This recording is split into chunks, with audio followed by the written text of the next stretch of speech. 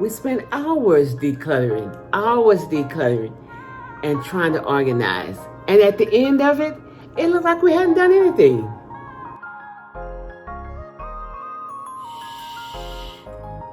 I have a secret for you guys. I have 10 secrets for you guys. Today, we are talking about 10 secrets how to eliminate visual clutter.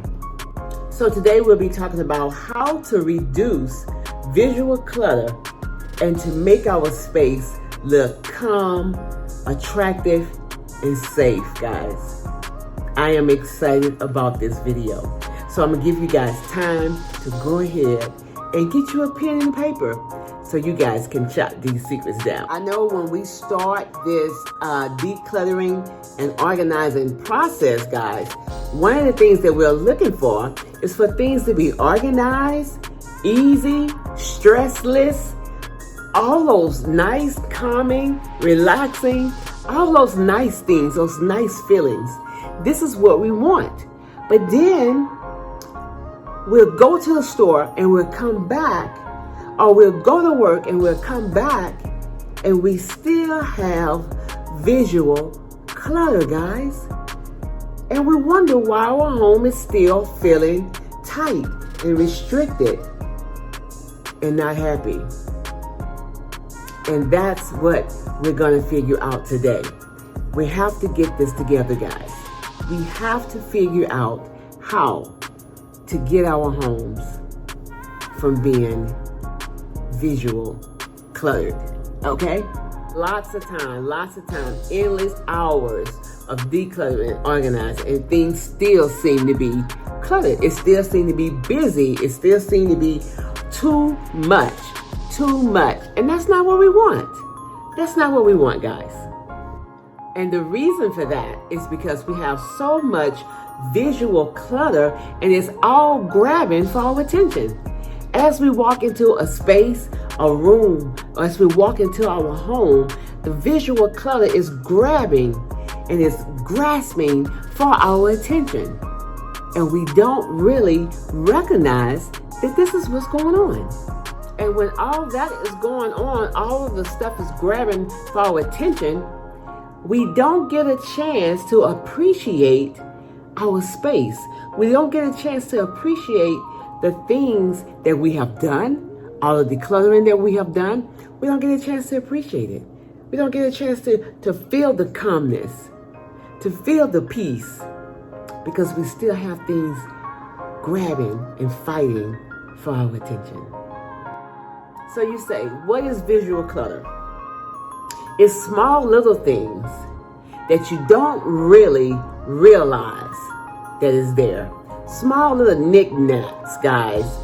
Little things that you don't really notice that they're there, but your subconscious sees them every time you walk into a space. So with a whole lot of little bitty things all combined, then this is when it creates the visual clutter. And you don't, like I said, you don't recognize it, you don't realize it, that is there. So if you have 2 or 3 or 4 or 5 things on each shelf, little knickknacks on each shelf, then all of it combined becomes clutter. Okay? So we're gonna go into detail, all right, guys? So we're gonna go ahead and jump into the visual clutter, okay? So number 1 is that we're going to eliminate rather than organize. And I know you guys always want to say eliminate rather than organize, Trees. You always telling us to get rid of your things. No, I'm just saying get rid of some things that you are not using anymore. Anything that you're not using, anything that's old, anything that you have one sock, you're not going to find the other sock. So let's go ahead and get rid of it. Anything that's, we have keys on the table, we have papers on the table. Let's find a container, a box or basket or something, and we're gonna put all the mail in it when it comes. So we won't have mail everywhere. We're gonna have mail in its certain spot. We're gonna have a place for the keys. We're gonna have a place that we put all of the ballpoint pens, things like that. We're not gonna have them just scattered everywhere everywhere. When you come in from the mailbox, put the mail in the container, or rather, go ahead and sort through the mail right then. Go ahead and sort through the mail, and the mail that you need to throw away, go ahead and throw it away. The mail that you're going to keep, put it in the container for keep mail. It's always a way to make sure that things are not cluttered, okay? You have went through all of this to declutter and organize your home, so let's keep it that way. Let's keep it that way. We're not going to allow the little bitty things to come in and disrupt our peace, all right? We are going to embrace color palettes. Baby, we do not want to have a home that has 20 different colors in each room that don't go together. I'm not saying you can have 20 different colors, but we want them to go together, to be able to mesh together well, okay? So if your home, your colors in your home is not meshing together well, then we need to eliminate that. We need to figure out which colors goes best together, which colors that makes you feel nice and calm. And we need to you can get a color palette. You can go to the Home Depot, the hardware centers, and get a color palette. So if you like 10 different colors in the front, in the living room, you can do that. But let's get the color palette and see which all colors goes together. So we're not going to just go to the Dollar Tree and go to TJ Maxx or wherever and you see everything on sale and we're going to grab it. No, we're going to do everything with an intention. Okay? So we're going to live an intentional life. We're going to spend intentional money. We're going to buy intentional things. Okay? So number 2, we're gonna deal with a color palette. Okay? We want our colors to go together. We want them to mesh together. Okay? So I can't say what colors you want. I don't know what colors people like. Everybody likes something different, and that's wonderful. Wonderful. People love colorful homes. You know, I'm not saying be a minimalist and have 2 colors, 1 color, black. No, I don't just have black. I have colors, okay? So I'm not trying to be a minimalist to that extent that I have 1 color home, okay? But I think I do know that when you have too many colors and they're not meshing together, that also causes visual clutter, and it causes your mind to not rest. When we walk into a room, guys, and we have different colors in the room, it leaves us stressed and jarred. It's like, oh my God, all right? So I need you guys to remember that. And not just a whole lot of colors, but the colors that does not go together, okay? The colors that does not mesh together, okay? That's what I'm talking about. And number 3 is word signs. I love feel-good phrases. I love it. Live, love, laugh. I love that. Think positive. I love that. You got this. I love all of that. I do. Okay, so if you want word signs, put 1 in each area of your home. You don't have to have 6 signs in the living room, 4 in the kitchen, okay? 4 in the dining room. No, because your conscious mind, your mind is going to focus on the words. So when people walk into your home, they're going to walk in and they're going to want to read each sign. So if you have 4 signs in the living room, my mind is automatically reading those signs, and I'm not appreciating everything else that's going on in the room. All right? So the signs overpower everything else.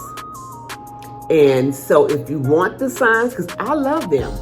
I have them in my home. And so if you love the signs, put 1 in each room instead of 4 in each room.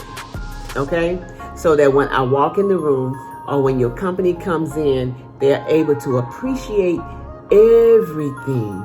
They're able to appreciate, their mind can focus on everything that is going on and not just the word signs, okay? The word signs are important, but also the whole entire home is important as well, okay? And I was thinking that I forgot to tell you guys that the word signs pop out. They pop out at you when you come in the door. So they grab your attention, all right? They grab your attention more than a picture or a painting because the mind wants to know what it's saying, okay?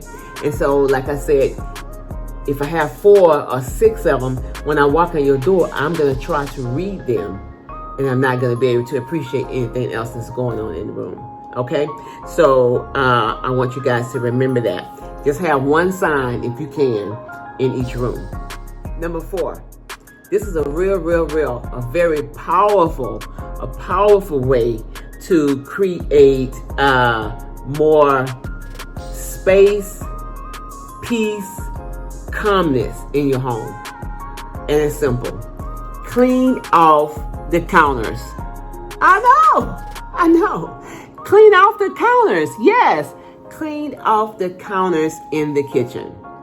You do not have to have your rice cooker, your crock pot, your air fryer, and your coffee pot.